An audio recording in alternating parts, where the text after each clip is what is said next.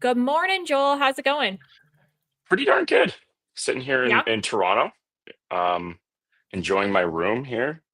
You know what? We've done this fourth show, I think and fourth. I Yeah, have not been home for any but the first. So hopefully get back to normal here next month. just a jet setter. Well, you've actually also never been in your very nice office at your home, which I'm not jealous of a lot of things, but I am jealous of your home office. It's a great spot to do podcast and work. Adriana did a bang up job setting that up for me.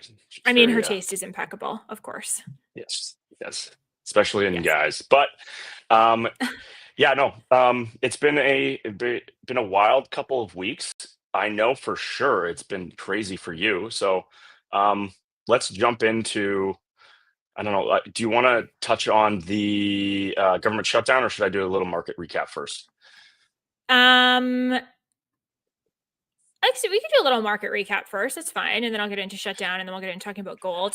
We have a whole plan for Okay. today. We're so prepared.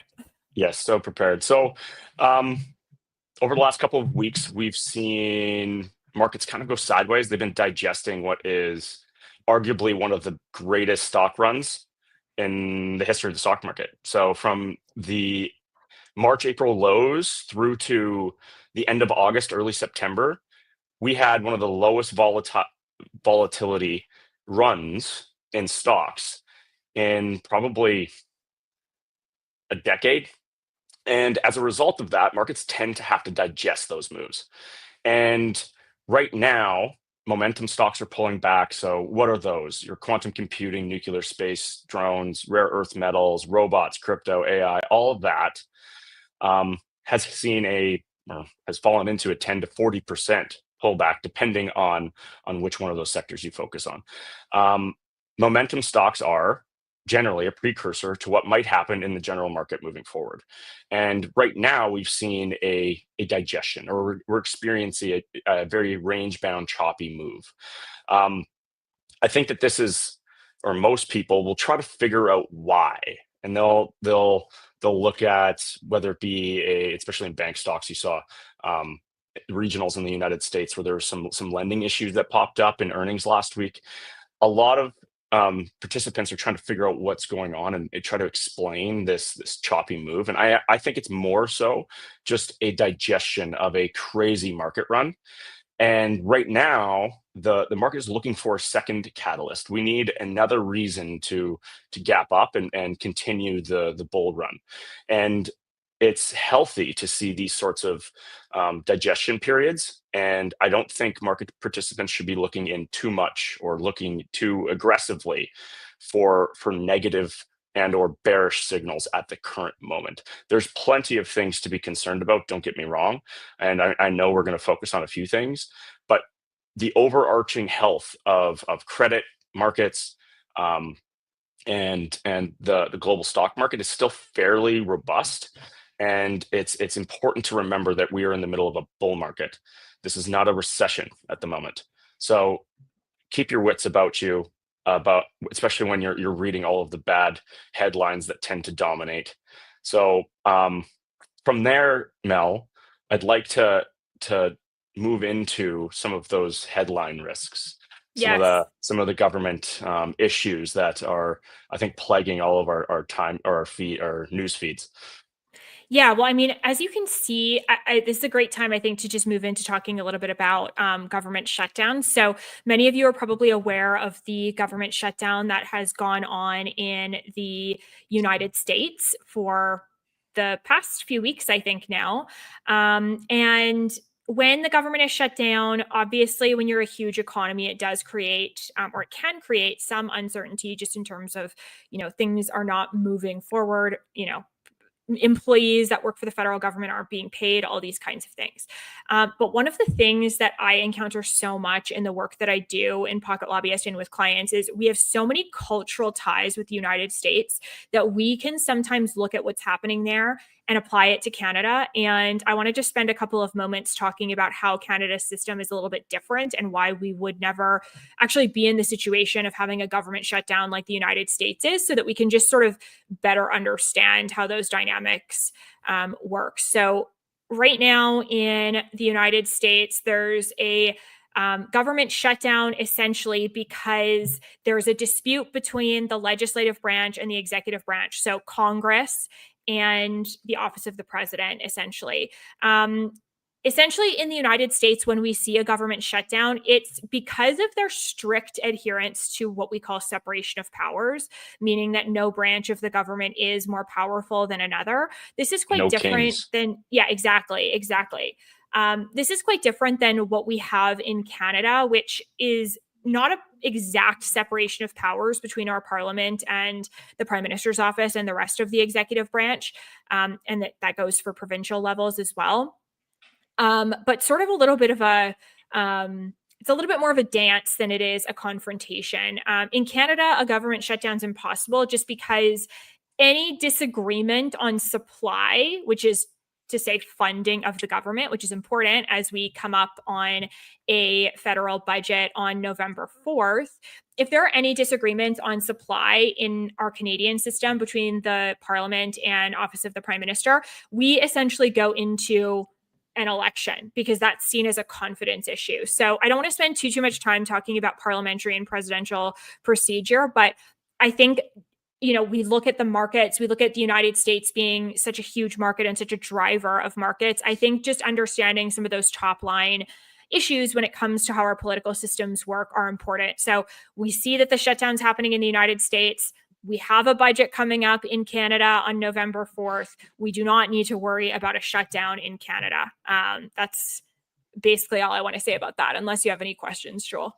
No, I think more broadly, I'm paying attention to the narrative war that's going on between the two parties. I think depending on which news you consume, you're blaming one party or the other for um, the government shutdown of some sorts.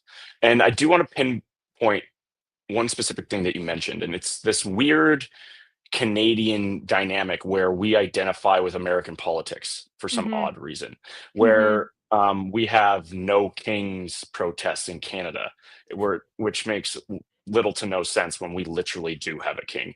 The Yeah.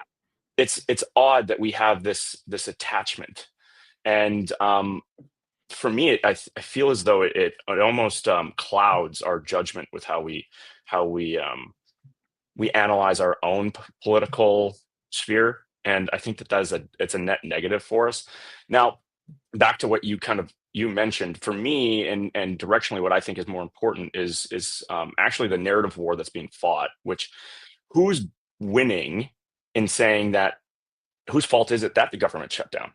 And so what I'm paying attention to is, okay, is the current narrative war being won by Donald Trump, or is it being won by the Democrats at the moment? And um, at the beginning of this shutdown, it really felt as though the Democrats were winning that narrative, where they're like, this is a result of a king who is running all. They're currently they have all three levels of government, so this is their fault. When you start to look at the prevailing narrative now, it's very clear that it's shifted the other direction, which to me signals a few things: that there's going to continue to be support for the Republican policy and their direction from the point of view of negotiating tariffs, how that's going to impact markets, and where we're going to head, because they're going to have, perceivably anyways, more power and more leverage going into the midterms.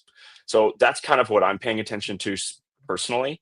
I like to see who's winning the narrative war so that I can make a call on whether or not there's going to be a step function change in how Donald Trump and the Republicans are we'll call it pandering to their electoral base heading into the midterms.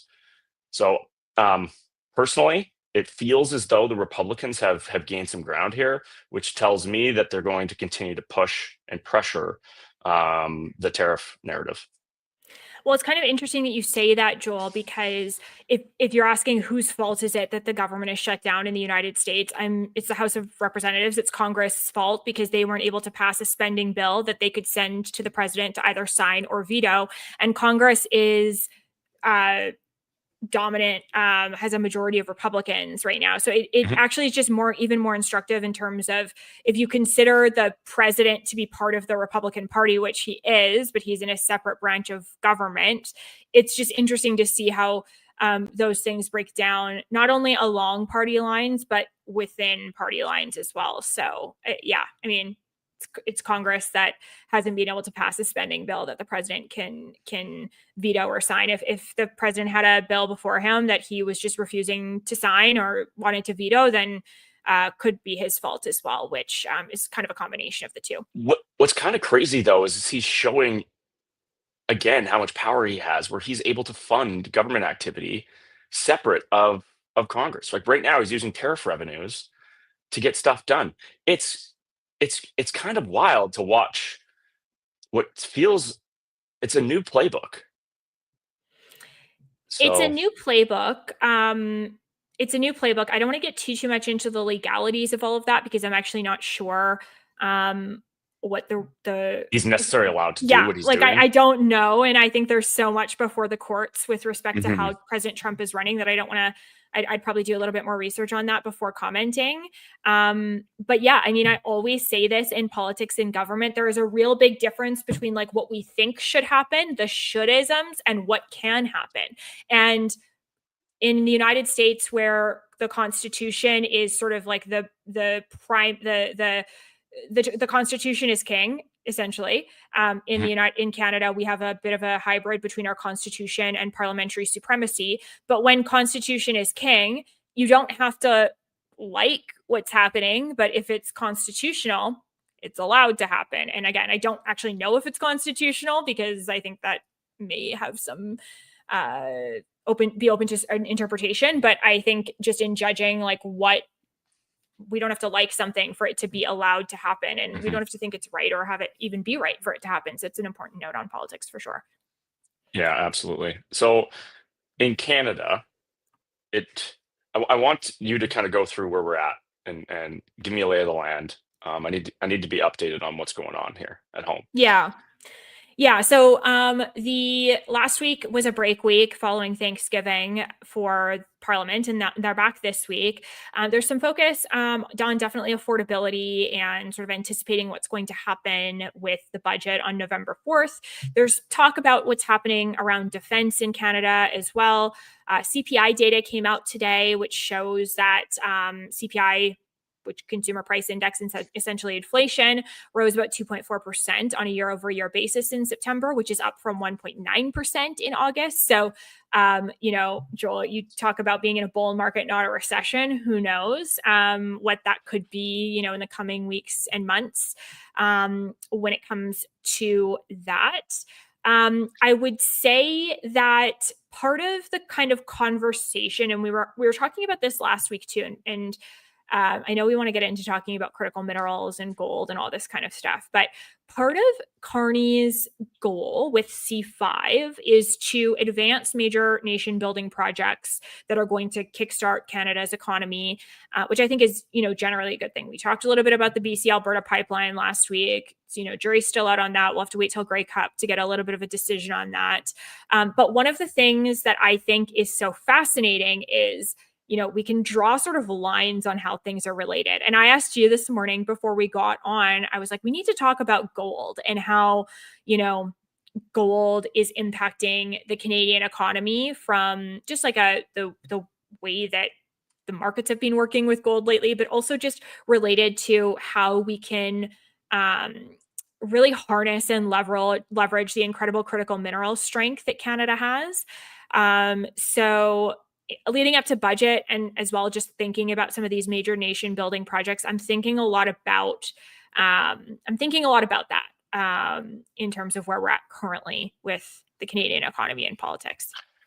So right now, it feels as though we've shifted back to tariffs being a very important topic from a Canada perspective. Now, you touched on CPI and the reacceleration from 1.9 to 2.4. I think what's important is that expected CPI came in just 0.1% hotter than what we saw coming.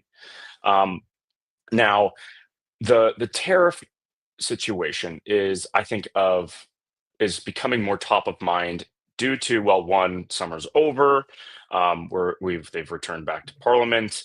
Donald Trump has, uh, in many regards, re-accelerated that conversation with his most recent tweets and we'll call it headline grabbing comments regarding the Chinese situation. In China specifically, they're going through and laying the groundwork for the next 5-year plan, which is going to be taking place at, I believe, the meeting this week, or is it next week? But nonetheless, it'll outline the CCP plans for the country for the next 5 years, 2026 to 2030. All of this, I think, coming to a head pushes forward the important relationship that Carney is supposed to be structuring here with Canada and the United States. And there's a specific pain point that's becoming increasingly top of mind, not just for Americans, but for, I think, Canadians as well. Today, gold's down like 5.5%, one of the largest moves we've seen, bearish moves we've seen in gold in some time. That brings to, I think, attention just how important mining and minerals are to the Canadian stock market. So today, the US is up 0.7-ish%, while the Canadian TSX, we'll call it TSX 60, whatever, is down, put near 2.5%. Why? Because of just how large a percentage the mining companies, gold mining companies, make up of the TSX index. So, or the Toronto Stock Exchange. So, this to me is becoming arguably what I think will be the forming factor of our trade negotiation leverage with the United States, because of the leverage that the Chinese have over the US with their rare earths and specifically the 7 heavy minerals that they control 90% of production. And interestingly, there was, I think this is, just 1 second, I'm going to bring up the podcast there was an interview with Gracelyn Bascaran, who is kind of a rare earths expert that works at, I think, CSIS in the United States, and CSIS. I'm forgetting the name of the acronym, but nonetheless, she is an advisory to the executive branch. She is a very prominent figure. She's been on TV like crazy lately, and she is effectively defining the biggest problem in the American economy, which, interestingly enough, if they were to, well, let's call it, create or draft policy and get out of their own way, something that they could solve along with their allies. Those allies being Australia, Saudi Arabia, and Canada. Why? Because we are a massive producer of minerals, a whole wide swath of minerals that they, in the United States, sure, they can mine. California being one of those major locations for mining a number of those, like 23 rare earths. The Canadians also provide a ton of that as well. Hilariously, Donald Trump thinks that they don't need us. He's holding our feet to the fire with regards to auto. He's been pressuring us quite significantly. However, we have a number of cards to play here. And if I were to guess, his relationship with us and his trade deal with Canada is less important to his voting base, and him winning against Canada is much less important than him winning against the Chinese. And currently, he's backing off on Xi. It's quite interesting. Taco has come out in full force and backing off because of the incredible leverage that they have with regards to this rare earth problem. So this podcast that I referenced with Gracelyn Bascaran, she calls attention to the pressing problem that is currently plaguing the United States, in that they are going to have a very tough time being tough on the Chinese due to the rare earth issue. Now, again, gold, the Canadian stock market, mining, etc. This all comes back to political policy. It's really funny over the last, when I first got into this industry, I really didn't think that politics would be so important to markets, but my goodness, has it become um, just so intertwined. Planning for this and It's so funny that you say that because I feel like when we were all, younger in our early 20s, I was really the only person involved in politics and it kind of seemed so dumb and it's I hilarious now know because everybody is now more senior and it's like finally I had to like wait 15 or so years for what I do to be cool to anybody and I feel like I'm cresting on that point now.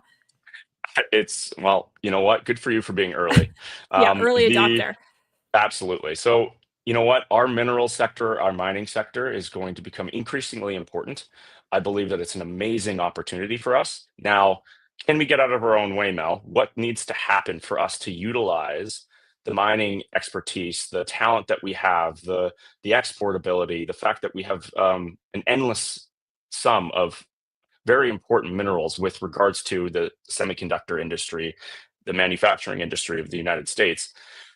How do we use this? What is in our way currently, and how do we make use of proper policy and our position? Yes. So, one of my favorite people to follow on this topic that overlays the economic and policy sphere of critical minerals is Heather Exner-Perot. She is at the McDonald Laurier Institute, and she's just a brilliant, brilliant thinker on these topics. And so, I really rely a lot on her perspectives. She writes a lot about critical minerals. She's fantastic. I think that there's a few different elements here. So of course, as you mentioned, we have this strategic opportunity because of our large endowment of critical minerals.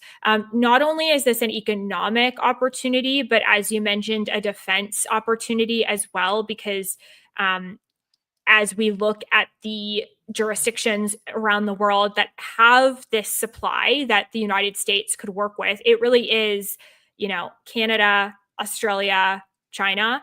And so to just sort of recognize how important the fact that we're right beside the United States and have this supply, it's really, I think, an opportunity that we should not sort of um, let let go, I guess, especially when we're looking at supply chain resilience and all of these types of things. Um, I think that when it comes to how to sort of stimulate growth in this area, my understanding is there's kind of two. I mean, we were talking about this before we started recording, but there's kind of two elements to it. There's the sort of regulatory aspect of getting approval to actually start work on a mine. And then there's obviously the heavily energy intensive element of operating a mine. And so it's both a regulatory, it's a regulatory and legislative issue, but for different reasons, sort of approvals and then emissions. So it's kind of a two-part issue when it comes to that. It's also, as you noted, a very significant part of Canada's economy. I believe it's somewhere around 6 or 7% of our nominal Mhm. GDP. Also, ironically, significant part of the economic pie for British Columbia. So when we talk about the overlay of economics and politics, you know, Mhm. if they can't unlock that, then even just like the pipeline discussions, et cetera, it all becomes very interesting to overlap and discuss.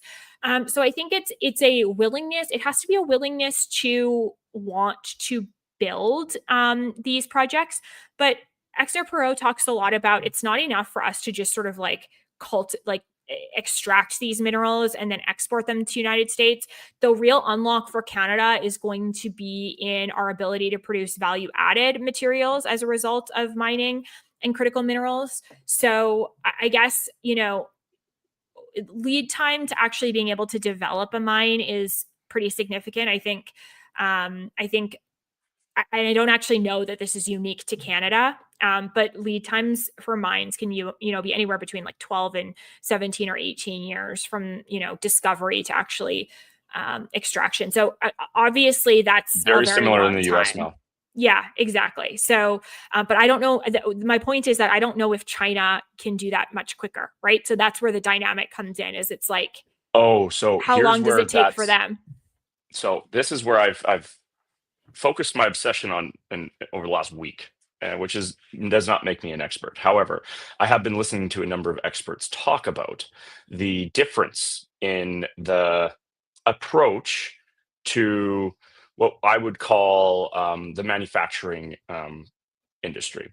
Our our approach has long been capital first. So we decide if there is a business case at the very beginning. We focus on, okay, is there currently demand? We have a ton of supply in the ground. Is there sufficient demand to justify the economics of this? Famously, Justin Trudeau said, no business case for natural gas.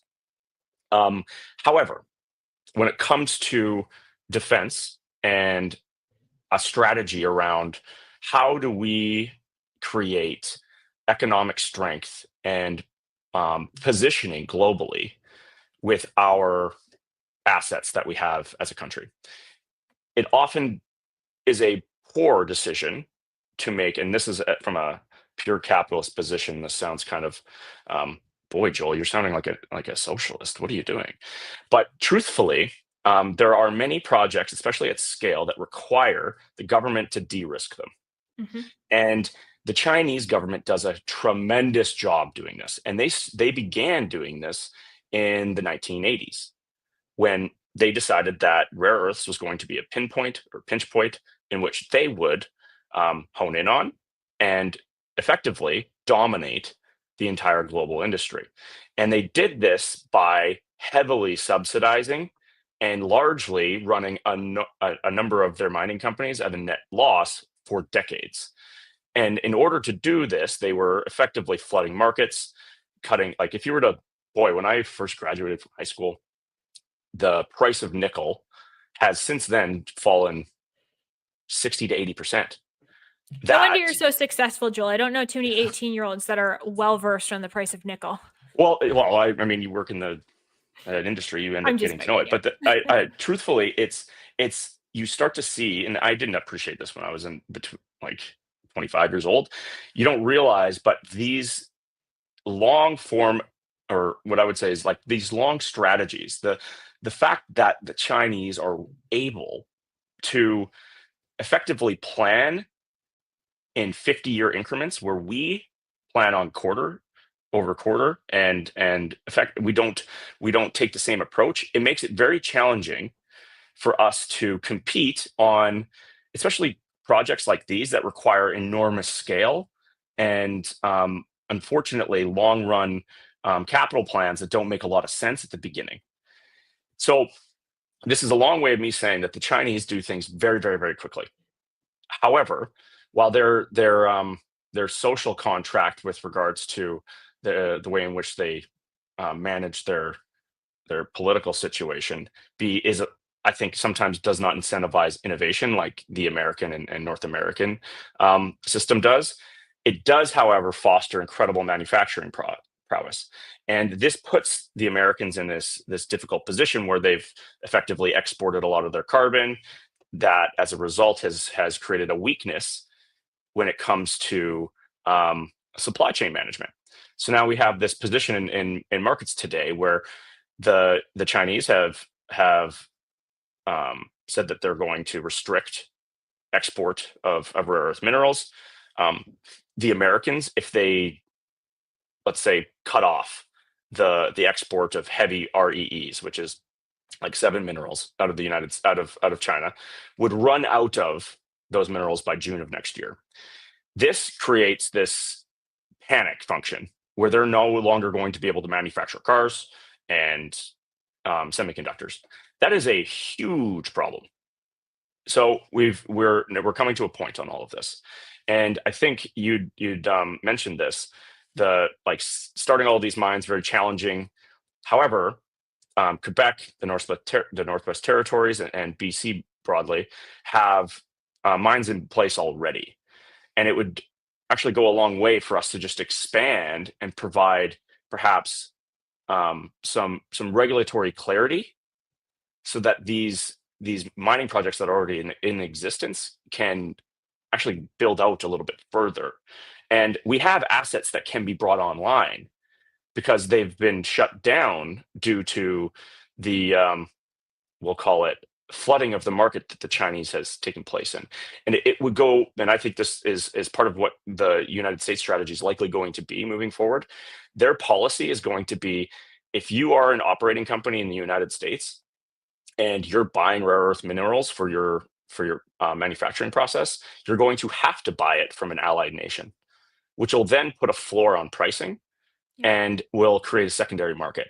So this is a long way of me saying that this is going to become an area of interest, I believe, not just for Americans, but I think for Canadians, due to the fact that we export some incredibly important minerals to the United States for EVs, turbines, magnets, and magnets being the most important um, export.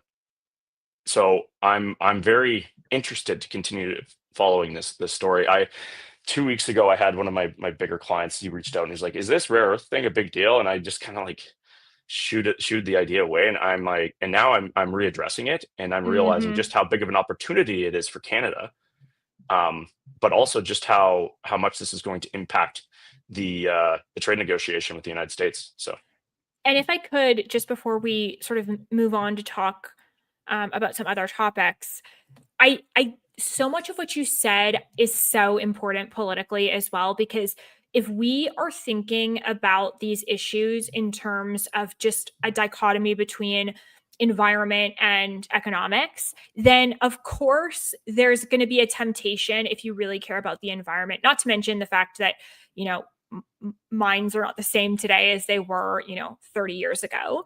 But if Mhm. you're only looking at this in that sort of either or dynamic, you do ignore a lot of those broader, geopolitical influences that are going to have these indirect effects. I'm reading a book right now. It's called The 100-Year Marathon. It's by this guy named Michael Pillsbury. He used to work for the State Department. Mm. And the whole thing that he's unpacking and showing is that we are playing checkers while China is playing chess.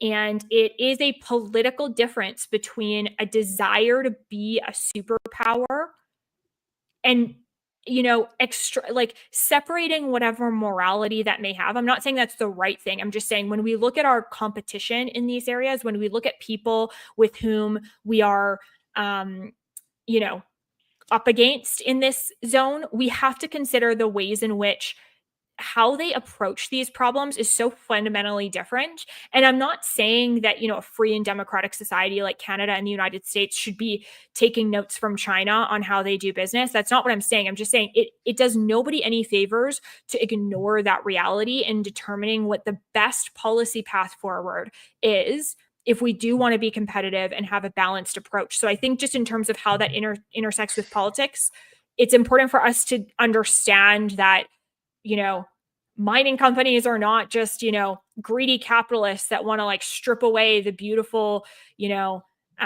mountainsides of our, most amazing environments. Like, I think that would be a pretty narrow way to look at this issue, especially Mhm. considering those broader implications. So I'm really happy that you brought that up. And you've actually inspired me to like dive a little bit deeper into critical minerals. I kind of come and go from this one, but it's probably a good time to get back to it. Yeah, well, I got a couple podcasts for you to listen to, which will make you Okay, feel yeah. like you're caught up on it. I would also recommend anybody who is somewhat interested in the Chinese American quagmire. I would say you should read China or Breakneck, the China's Mm, quest to engineer the future.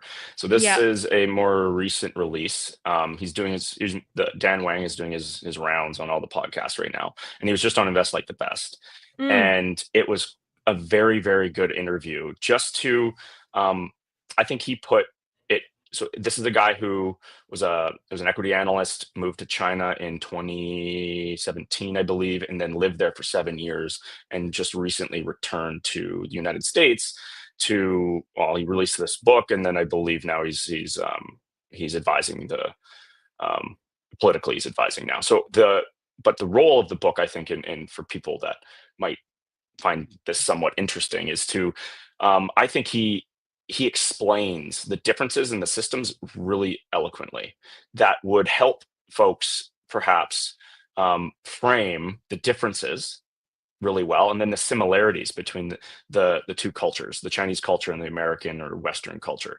And interestingly, he says that the Chinese and the Americans are actually the most, out of all cultures in the world, the most alike. Europeans being very different from Americans, and more so than the Chinese are.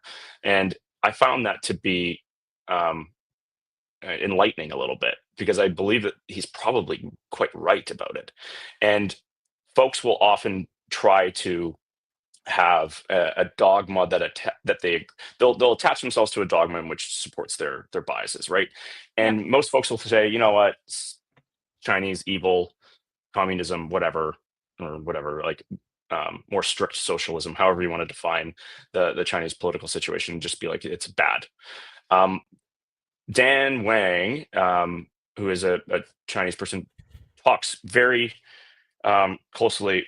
I think he walks the line really well in that he speaks, I think, to the things that China does incredibly well, and just how successful their adoption of capitalist practices has been in dragging so many people out of poverty, while also recognizing some of the, we'll call it, negatives that their political system has. And for those that want to have a little bit more of a level-headed take on the Chinese U.S. dynamic, I highly recommend that book. If you want to just start somewhere, just try the podcast. I think that it definitely, for me, forced me to grab the book, and I'm about halfway through it now. But Amazing. I did, I highly recommend it for sure. And I also believe, because this is only going to become more important as what seems to be the United States, so long as the Republicans continue to be in power, they are effectively moving away from the rest of the world. And if they really truly are trying to become more self-reliant, or in my estimation, I think they're going to become more, they're going to pull back more towards North America and focus more on their relationships with Mexico and us as Canadians. If they're going to do that, they're going to have to somehow break up with the Chinese. And I think understanding how that might work out is going to be incredibly important for any business operator. Like, how do you not, if you were to go and talk to a business owner in Canada, the lion's share of those folks have some sort of, especially someone who's bringing in goods, the lion's share of those people have relationships with the Chinese in terms of import export. It's almost the percentage of overlap and how much the Chinese touch Canadian business would shock people, I believe. I have a very good friend whose business is importing and exporting goods. He goes to China and finds goods for folks to sell in Canada, and business has been booming for that guy for 25 years. And Hmm. to talk to him about just how many businesses the Chinese touch in Canada is shocking. And I think that more people would do well to better understand just exactly what that current dynamic looks like right now. And that I highly recommend that book. Love it. Yeah, I'll Yeah. definitely look into it, and we'll definitely be back to talking about these dynamics in the future. Mhm. Is there anything else you wanted to touch on before we do a little muni politics here? I do a little bit. I want to Okay. get your rundown on how the Carney Trump. Um, I don't know, how did that play out, and how is the current, because we just had a peace deal, right, in Gaza. I don't know Hmm. how that's playing out. I have no idea exactly there's a two-step plan there. What was Carney's impact? How is he looking politically from a geopolitical perspective right now, in your opinion, or from, if you can kind of gauge the situation for me? Because I'm somewhat interested to know where we're standing there and how this is all playing out. Yeah, so I think if I could sort of break that out into two parts. So if when we're talking about the meeting that Carney and Trump had, I don't know if we talked about this on the podcast. I think it was sort of happening 2 weeks ago 2 weeks as we're ago, yeah, recording. Yeah, yeah. yeah. So looking at the meeting that Trump and Carney had, it was, from my perspective, great. Did Carney, stick it to Trump and elbows up him? No, but I don't think he should have. I don't think that would have Hmm. been the right strategic move. In fact, the back and forth that happened between them was so funny. I just have to get into this one story. It was hilarious. I posted on Instagram, but the whole dynamic was, Carney did this little press conference with Trump in the Oval Office, and they were supposed to have a meeting and talk about trade and Middle East and all of these things, which I'll get to. And the question on the table as we move into the phase of renegotiating CUSMA or USMCA, however you want to call it, the reporters were asking Trump, Trump was talking very favorably about Carney. And they say, well, if you like Carney so much, why don't you want to make a deal with him? He's like, he's a great man, all these things. I've made him very popular, all the things that you expect Trump to say. Mhm. Reporter says, Trump, why, if Carney's so great, why won't you make a deal with him? And he says, because I want to be a great man too. And I just thought that was hilarious, and a perfect emblem of the exchange. Look, I think that Carney is doing a good job on dealing with Trump. My only bone to pick on this topic, as I continue to rail against in the media, is like, this is not the strategy that Carney was elected on. And I think that when we add this like partisan flair, it's like, we have to actually evaluate. I'm more of a conservative, but I'm going to objectively evaluate the job that Carney is doing on this file as being pretty good. And I'm happy with it. And Mhm. I'm proud as a Canadian to have him. Not that I wouldn't have been proud with another leader, but I'm not embarrassed to have Carney in these negotiations. The issue is that we can't look at politics through the lens of like, well, if the guy that I think is moral and right does it, then it's okay. But if the guy that I don't think is moral and right does it, then it's not okay. And so that's my only thing with the Canada Trump relationship when it comes to Carney Trump.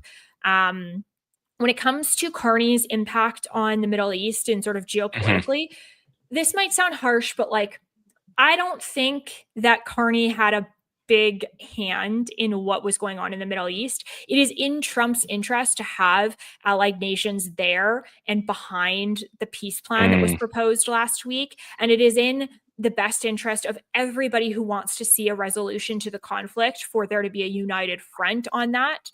And the Carney government had sort of said some things at the UN in terms of Palestinian state recognition and all of these other things. And I Mhm. don't think that had a big role in what's happening. I frankly don't think that Canada is a big enough player for that to single-handedly make a difference. I think that when you start to see, Canada, the UK, other countries, like, yes, of course, Canada can be part of a puzzle that puts pressure one way or another. Absolutely. But Canada is not like a market maker on Middle East politics in the way that the United Right. States is. Okay. Yeah. So that's my take on it. No, that you did a really good job there. I like that framing, the market maker in Middle Eastern politics. I am now having to brush up on what has gone on, and I know that you have the endless books on this, and I'm probably going to tap you for this. But I really believe that the Middle East is going to become a very hot area over the next 5 years. And I think, interestingly, this has a lot to do with where the next big data centers are going to be built. Um, and where a lot of critical or rare earth minerals are going to be mined. Um, again, not advice, but I do believe that is a big piece of this puzzle. And that to me is where I'm paying some attention, mostly because of those two things. I don't think it's any secret that there's been a lot of traveling to, we'll call it the UAE, Saudi Arabia, Qatar, to fundraise for these mega LLMs like OpenAI, Anthropic, etc. And that is largely what, because they need capital to buy GPUs to build these superclusters. I actually think that part of it is an infrastructure play, and there is no cheaper energy on Earth. And not only that, there's nothing can get built faster than in Saudi Arabia when they choose to. There's not a lot of environmental rigor that goes into a how do I put this? I shouldn't even say that that's true. They can get things done faster than we can at home. They have more political control, and as a result of that, I believe it's going to become very, very important to strategically have peace in the region. So we'll see how that plays out. I would say, I would just add to that as well, much in the same way that there are regional and geopolitical considerations for Canada, US, arguably both part of the Western world, there are geopolitical major geopolitical distinctions in the Middle East, and the Middle East should not be looked at as a monolith. I think that when you see what's happened in the last few years, you have Sunni Muslim countries, which are the majority Muslim countries like the UAE and others, motivated to economically be their best selves, and as well being on perhaps not the same wavelength or perspective as Shia Muslim countries like Iran, for example. And I think that those geopolitics in the Middle East are also very important. And the reason why I should be annoyed at you for bringing up the Middle East without I'm telling me. I was sorry. like, are we I'm even sorry. friends? Like, you want me to get I know. canceled? No. I've read a lot about this, and I don't usually like to talk about things that I'm not educated on when it comes to these topics. But I would just say, I think, that's where a lot of the dynamics are coming out in the region, because with the Abraham Accords that happened in Trump's 1.0 presidency, normalization of relations across many Middle Eastern countries has really changed the politics of that region.